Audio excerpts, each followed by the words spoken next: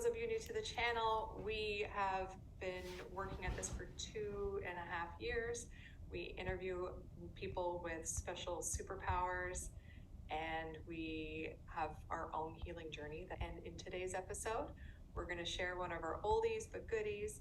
Okay, so here's today's spiritual superpowers replay. Enjoy.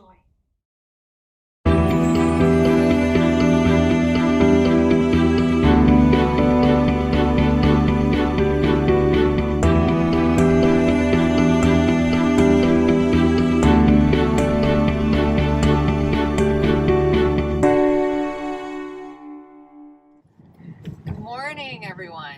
We are on our way to Elora, Ontario to interview psychic Keri.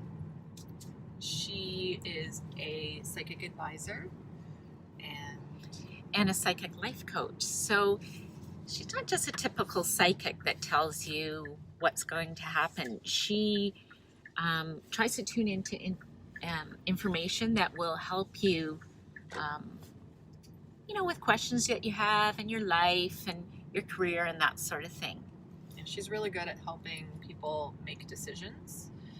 And we've both had readings by psychic Keri before, and we've both found that she has been extremely helpful in our journeys and helping us to navigate our way through life, including this YouTube channel. Yes. She told us we would be doing this when it was really just a thought in our minds. We had thought about it, but we hadn't kind of got it up and running yet. Mm-hmm. And she actually tuned into that, so that's kind of neat. And it will be interesting to see what she sees coming of this channel, or if she picks up on anything in our reading today. Yeah, so it should be good. So here we are with psychic Keri. Mm-hmm. Thank you so much for having us. Thanks for being here. Keri has been our psychic advisor in the past, and her readings have been absolutely life-changing for me and for Karen. And as we mentioned in the car, you had actually foreseen this YouTube channel manifesting, right. in our readings in the past, that we were going to be working together. So we had to have you. Yeah, of course. So thank you again. Yeah. And we'd love to ask you a few questions, if that's Absolutely. good. All right. Yeah. So can you please tell me how you got started? All right, so it may not be an expected traditional start. However, I'm going to say my whole life I'll do this, psychic. Because, just psychic things would always happen. And a lot of family members that I have are psychic. They've never done it as a profession, but we've all kind of just claimed ourselves as a family, a lot of family members, as just psychic. And you wouldn't know when it would happen, just you'd have premonitions or this, that, the other would happen. Just a lot of unexplainable things, I guess. And just that deep knowing of other people. Like with me, it was more when I would meet somebody, I would say, oh, hi, what's your name? And before you would say it, I might have your name, or I might say, oh, do you have kids? And before you answer, it was always when I would ask somebody a question, the answer would come to me before they answered in a lot of situations, but I never understood how to control it. Like, I didn't know, it would only happen sometimes. Mm-hmm. So, I don't know, it was a journey, we'll say. So I was always a little bit psychic, couldn't control it, didn't understand how to tap in. I'd love to say that it was through psychic development and courses and, just different mediumship courses or anything like that. It wasn't. I believe I had an awakening. It came so clear to me that this is a gift I have and I'm supposed to help people with it. And I knew right then and there, on the spot, how to tap in and read somebody's energy. I was able right away. So it was in an instant almost, like a lot of things leading up to it. However, it felt like in an instant where it was so clear. It came to me in such a clear way that I'm going to help people and I'm going to understand how to tap into their energy. And I've struggled with tapping out, but I think I have it pretty good. But so it was just, if I'm going to sum it up in language, a spiritual awakening. And how long have you been formally doing psychic readings? So professionally, I'm going to say just over 5 years. I had a cat boarding facility, so a cat hotel. Oh.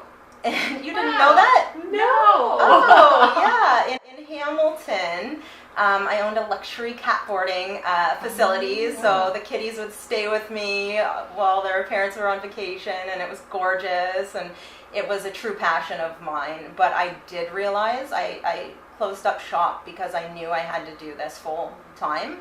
I started doing it, part-time or casually, and when it grew and, word of mouth and all that, I just knew this was what I need to be. So what is a psychic advisor? So an advisor, so I refer to myself as a psychic advisor because on top of tapping in, right, and providing information, so in a session you'll get information. I kind of jump, as you guys know, here, there, and everywhere. We might be talking about work or relationships or animals, whatever kind of pops up, I go with it. So I just let the information flowing in lead the reading. However, I use the term advisor because I always try to pass along information and guidance and advice based on the situation that's coming up. And I love it because it's very individualized. So what's going to work for Dawn or what's going to work for you? So maybe there's a challenge that comes up, and I can see what would work for you. But you often help us kind of, when we're in that fork of the road, you can actually see which one is in our best interest. Yeah, and I have that ability to, in a lot of situations, I can't say all of them, but a lot of situations I have the ability to see down multiple kind of paths, if you will. So, if you choose this, I can foresee at times, if there's any kind of roadblocks in the way there or challenges, and this way give you some insight on this way if you choose to go that way. I would never ever recommend what way somebody goes. However, I'll give you the what's coming up for you down each path. I'm so happy. And you guys have had readings before. Plenty. My goodness, yeah. I haven't. Actually, I've had readings before, but I don't talk to other psychics. I don't know other psychic styles. I don't really know the difference. If I could ask you guys a question, if there is a difference with psychic styles or in your experience. I've had a lot of psychic readings. I've been doing psychic parties and psychic readings since I was a teen, and a lot into my 20s. And a lot of times they will use some kind of tool, divination tool. Tarot cards is often the most common. You might use tea leaves, but I find that they are more general. And I think that you get a little more specific. A lot more specific. I feel very blessed and sometimes I can't get specific. Sometimes I can't. Sometimes I do get the questions like, more details. And what I appreciate with what you're saying with your other experiences is sometimes other people have kept it a little more general, and I believe that's the right thing to do if you aren't receiving the information, right? So I would rather somebody just be general in a sense, like if I was going out to seek a reading or someone, I'd rather it be general than made up, right? Oh, absolutely. For sure, right? So I would never go beyond my limitations and my abilities, and if the information's not coming, and that's something I can't necessarily navigate. I can't necessarily, sometimes I'll get with one person, I'll get just details on details about their relationship and maybe nothing about their career. Like, it really depends, and I usually chalk it up to what's on their mind, what's the most powerful energy on their mind, and that's probably why the details are coming out in a certain area, because maybe if they have relationship on the mind, I'm getting more details there. If they have work on the mind, or wherever it goes, right? So I kind of appreciate that from other people if they're not getting that information. My whole MO when I'm doing a reading is the person's best interest and how can they feel better, feel more peace, feel more calmness. Yes, challenges come up in a reading. They just do. We have challenges all sorts throughout our life. We can't kind of avoid them and maybe help them navigate through challenges. But because my focus point is on positivity and getting you vibing and in the best way possible, that's where my reading is, or what my reading is based on. I do parties, so I do groups. I have all different kind of party groups. I can do an intimate party, 3 or 4 people. My typical party would be 5 to 9 people, and especially during COVID right now, it's maxed out at 9 based on the rules as of now.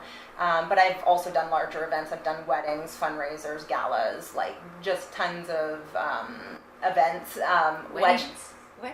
Yeah. That'd be interesting. Yeah, it's so fun. It's so your guests come, get a reading, and Oh my goodness. yeah, I love definitely, yeah. But more so, my parties are usually at somebody's home or even workspace.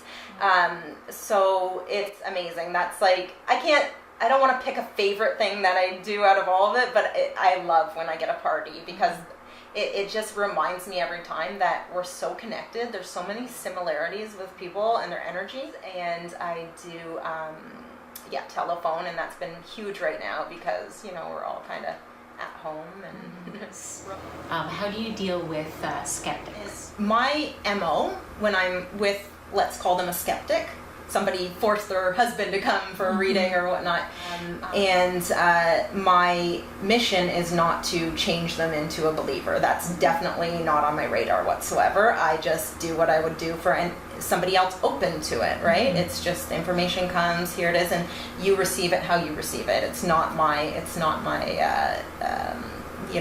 my mission, so to speak, to formulate your views, right? So. At one time, I'm sure we all were, and we all had our certain beliefs know, on I things. definitely was. Yes. Oh God, I would never, I described to you the awakening I had. I wouldn't imagine in a million years I'd be doing psychic readings. I had my own, skepticism, but I had my own, I made fun of psychics. I was like, Oh yeah. Yeah, so, of course. So I can put myself in a personal experience in that place. I wasn't born spiritual and automatically knowing about psychic abilities and whatnot. So if you don't know, if it's something you don't know, you can't put yourself in that place, right? So of course it comes off, and it's a little unnerving for anything to get somebody being tapped into your energy, right? And knowing maybe too much about you or whatnot. So I was one of those. I'm not going to call it skeptic, but I was like, yeah, that's something. It's one of those things you just don't ever, school doesn't teach you about it. You don't ever think that's an option either. And for the vast majority, it probably isn't an option. However, so it's not, because that's an ability. It's a gift, and so you don't always know what your gifts are going to be at a young age, or even a teenage, or even early adulthood, right? If this happened to me if I was 80 years old, I would still be doing it. I would still go ahead and do it, because the knowing that I need to help people, or I want to help people, kind of find balance and calmness. So.